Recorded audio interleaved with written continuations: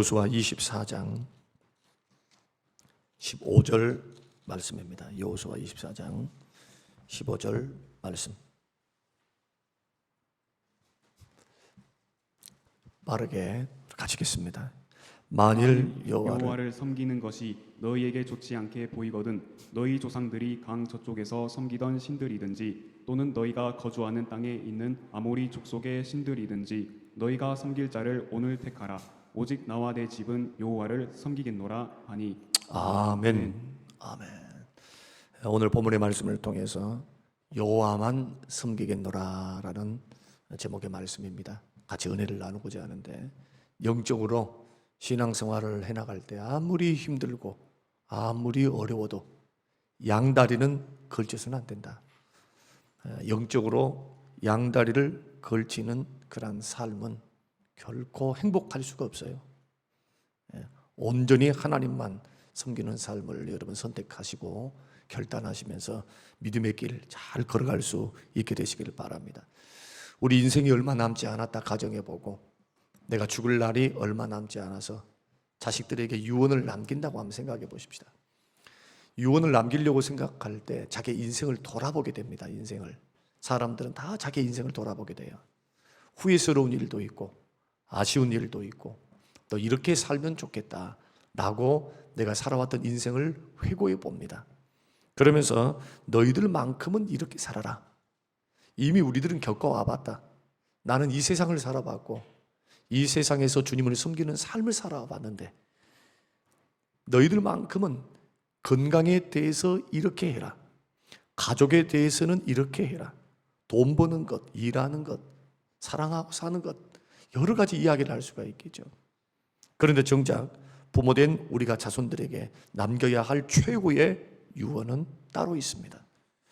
오늘 말씀은 여호수아가 말년에 이스라엘 백성들의 과거, 현재, 미래를 다 보여주면서 자신이 죽은 후에도 절대로 하나님을 버리지 말고 하나님만 섬기라라고 하는 유언에 해당하는 말씀입니다.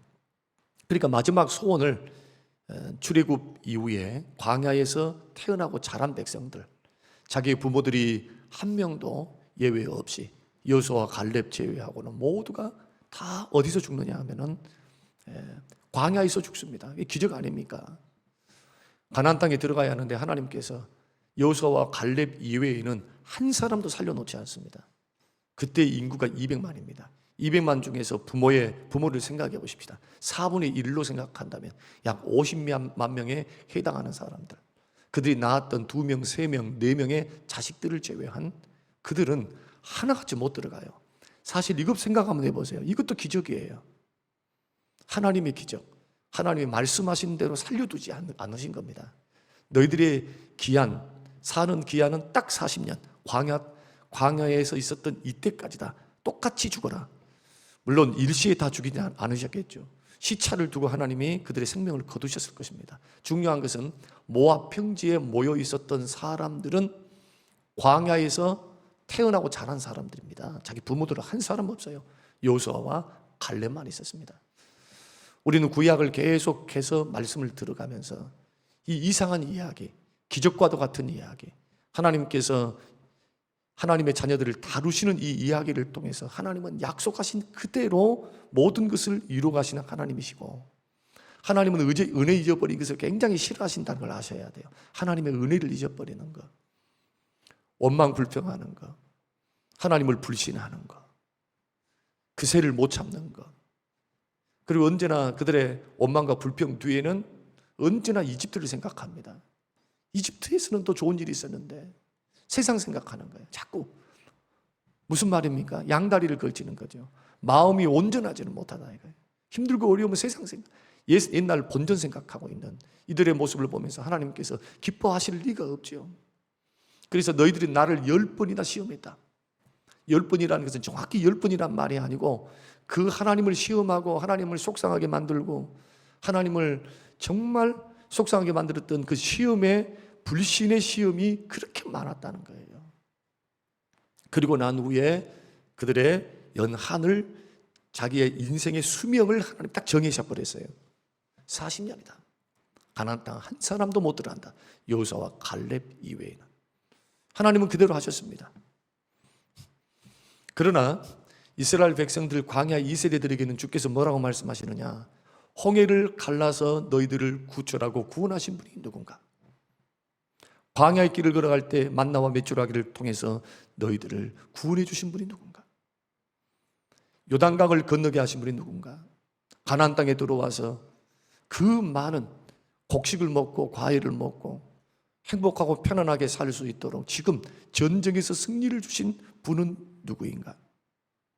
과거에는 홍해를 건너고 요단강을 건너서 전쟁에 승리를 주신 분이 누군가? 현재는 지금 이렇게 전쟁에서 승리해서 평안하게 먹고 살고 이제는 하루하루씩 거두어서 먹는 것이 아니고 열심히 땀을 흘리면은 그만큼 먹을 수 있는 소득이 많아질 수 있도록 하나님이 비를 주시고 땅을 기름지게 하시고 채워주셨다. 대적들을 다 물리쳐 주셨다. 이러한 과거를 돌아볼 때 그러므로 과거나 현재나 너희들이 살고 있는 모든 삶을 보라. 과거의 역사를 돌아볼 때, 현재를 돌아볼 때 하나님의 은혜가 없이 이루어진 것은 하나도 없다. 그런 말이에요. 오늘 24장의 말씀이. 과거를 보라, 현재를 보라, 너희의 승리를 보라, 너희들의 평안을 보라, 너희들의 구원을 보라, 먹고 사는 것을 보라. 하나님의 은혜가 없이 이루어진 것이 어디 있는가? 이것이 여호수아의 도전입니다. 그러므로 뭘 하라는 겁니까? 그러므로 피를 토하는 심정으로 말합니다. 여호와를 섬기라. 여호와를 섬기라는 거예요. 여호수아 당대에도요, 일부 사람들은 어떤 일들이 있느냐?